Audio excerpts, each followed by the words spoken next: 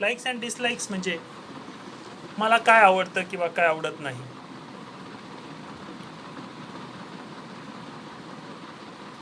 कित्येक वेळा आपण खाण्यापिण्याच्या बाबतीत, आपल्या पेहरावाच्या बाबतीत, कपड्यांच्या बाबतीत,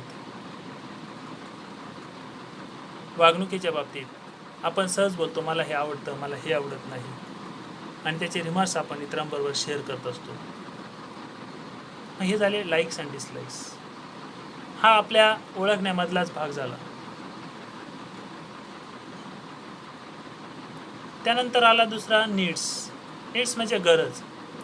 स्वतःला काय गरज आहे.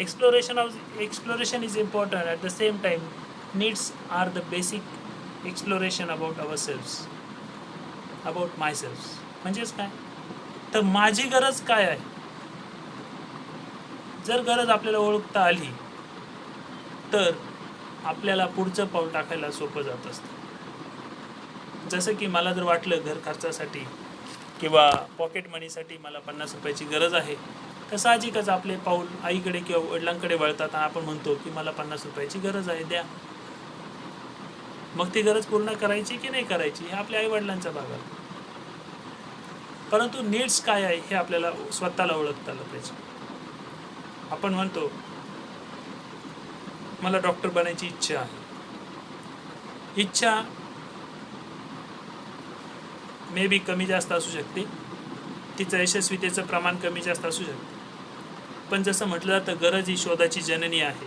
नीड्स तशी माझी जर गरज असेल तर त्या पद्धतीने मी मार्ग शोधत चालतो आणि त्याचा उपयोग माझा करिअर किंवा माझं 10वी नंतरचं करिअर निवडण्यासाठी होतो. त्यानंतर आहे डिझायर्स. डिझायर्स म्हणजे अंतर्मनातल्या इच्छा. अंतर्मनातल्या इच्छा म्हणजे माझी गरज आहे पण अंतर्मनातून असं मला वाटतं की हो मला हे करायला पाहिजे, हो मी हे करीन, किंवा माझी ही मनापासून इच्छा आहे असं करण्याची.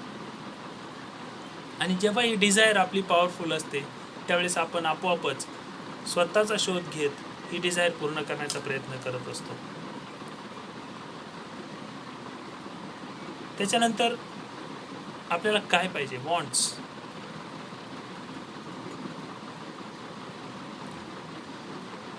आज ह्या क्षणाला मी माझं सुखवस्तू जीवन जगत आहे. माझे आई वडील आहेत, काही भाऊ बहीण आहेत आणि आमचे एक छोटंसं परिवार आहे.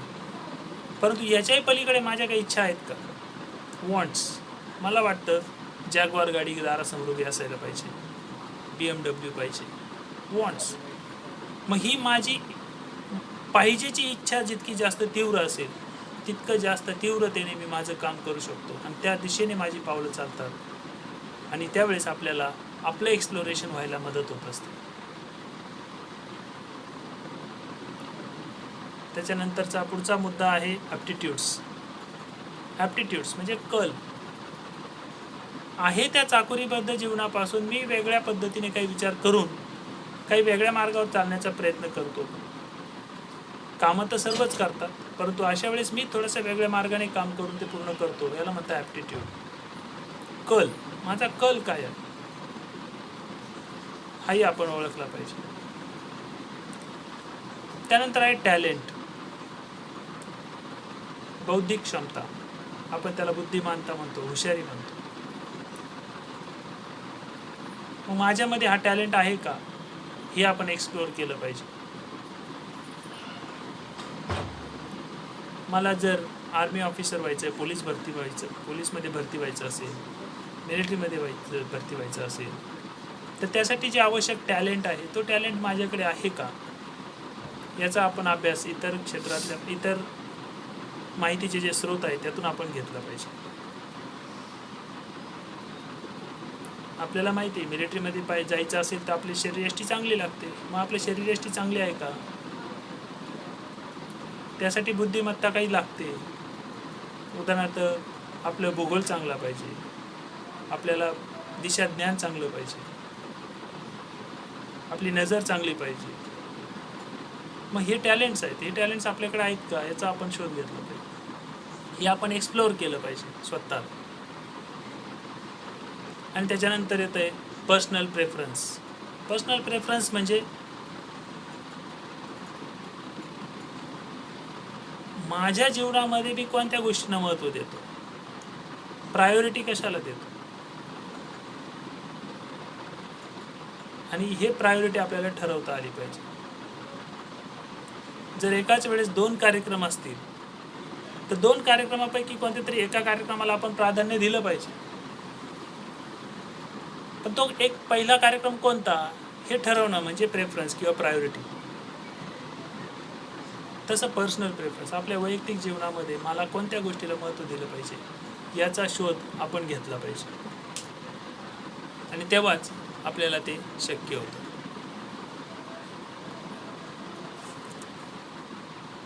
मित्रांनो, ह्यासाठी खूप काही गोष्टींची आवश्यकता असते.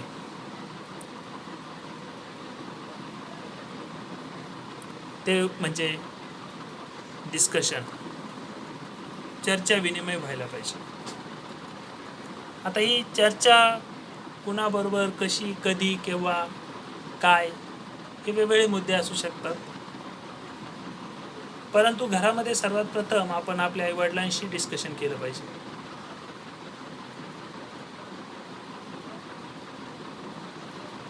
चर्चा केली पाहिजे. आई, तुला काय वाटतं? पप्पा, तुम्हाला काय वाटतं? तुमचं काय म्हणणं आहे?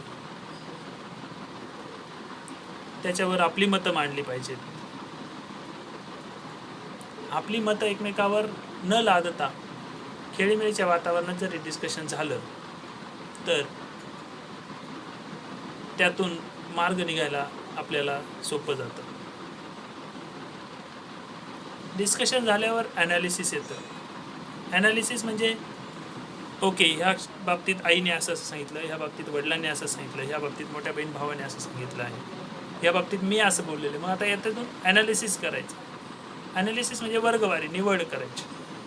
हे आहे, हा एक मुद्दा आहे, हा एक मुद्दा आहे, यापैकी आता एक मला काहीतरी करायचं आहे असं. ते ठरल्यानंतर आपण एक्सपिरियन्सच्या बेसवर जातो. एक्सपिरियन्स इन द सेन्स, मी जे काही निवडत आहे त्याचं एक्सपिरियन्सशी रिलेटेड जी व्यक्ती आहे त्या व्यक्तीशी चर्चा करणं. Experience with professionally and personally.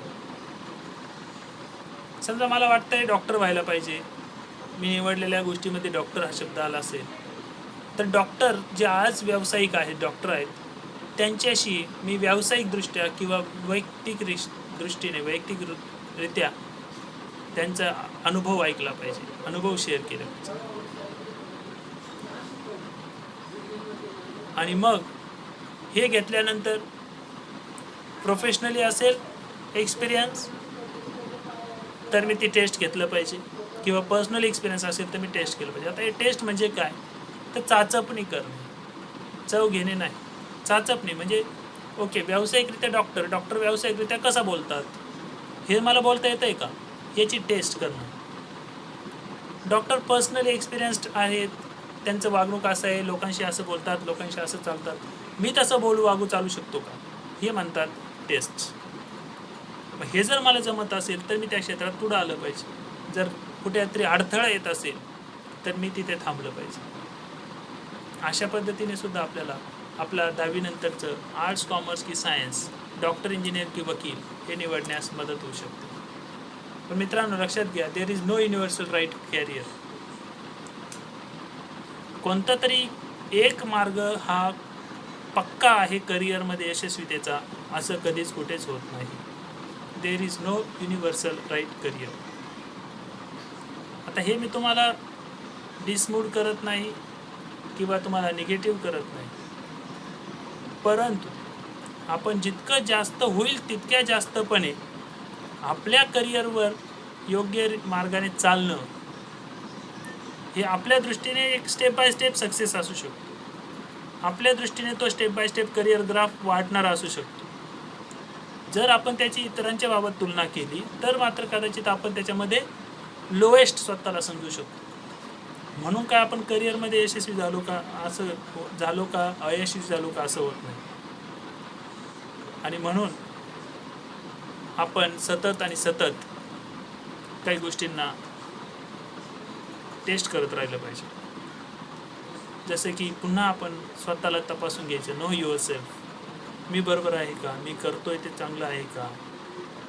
त्याच्यामध्ये काही अडथळे आले ते मी दूर करतोय का? Know your options. माझे ऑप्शन्स जे आहेत ते मी तपासतोय का? Know job options after degree. Know your skills. Know your strength and weakness. याचं आपण अनवलोकन, सिंहावलोकन करत राहिलं पाहिजे. आता आर्ट्स, कॉमर्स, सायन्स निवडण्यासाठी ह्या गोष्टी पायाभूत आपल्याला 100% जरी माहीत नसतील, 50% जरी आपण माहीत करून घेतल्या तरी आपलं करिअर सक्सेस करण्यासाठी आपल्याला मदत मिळू शकते.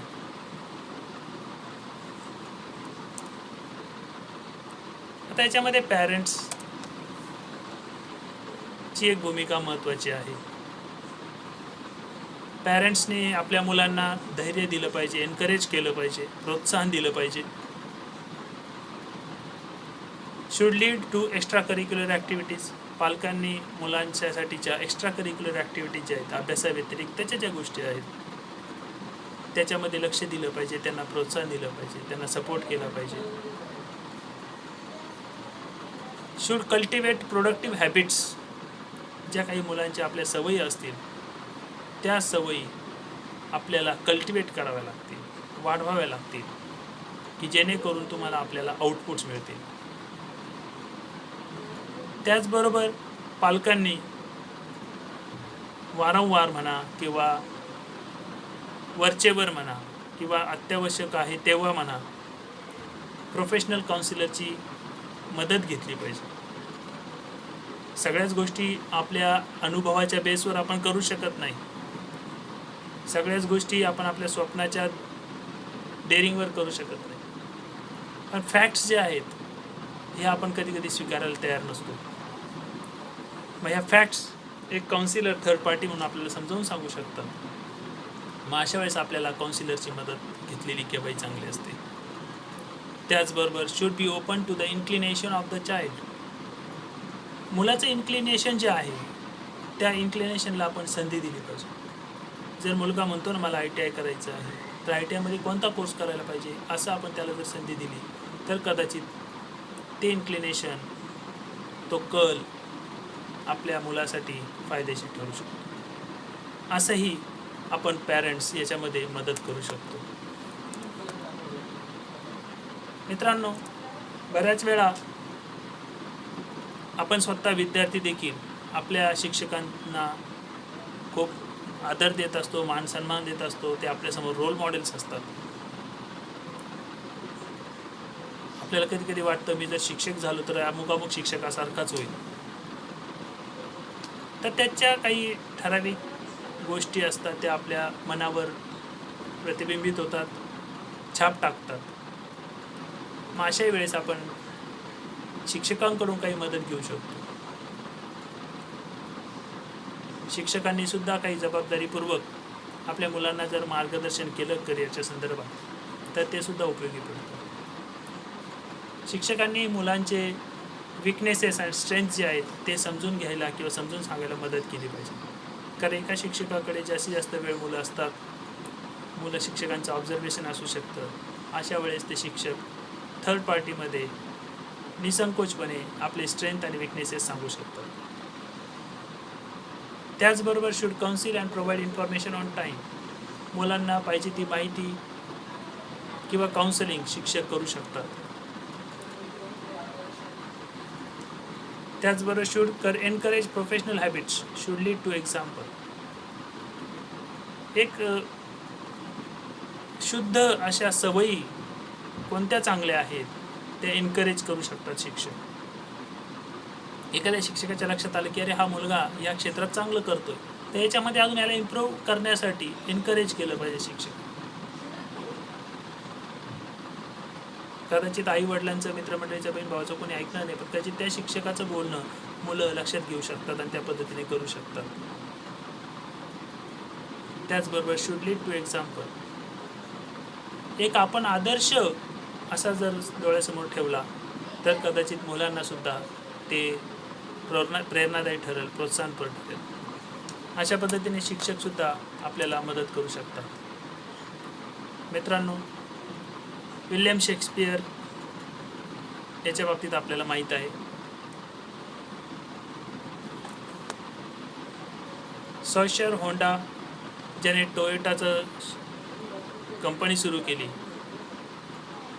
त्याची स्टोरी आपल्याला माहीत आहे. स्टीफन किंग जो एक लेखक होता याच्याबाबत आपल्याला बऱ्याच वेळा माहिती आहे. थॉमस अल्वा एडिसन ज्याने 999 वेळा प्रयत्न करूनसुद्धा बल्बचा शोध लागला नाही. 999 वेळा तो हारला, परंतु हार मानली नाही, मनाने खचला नाही, याची स्टोरी आपल्याला माहीत आहे. ऑर्फन विन्फ्रे हा एक TV आयकॉन आहे.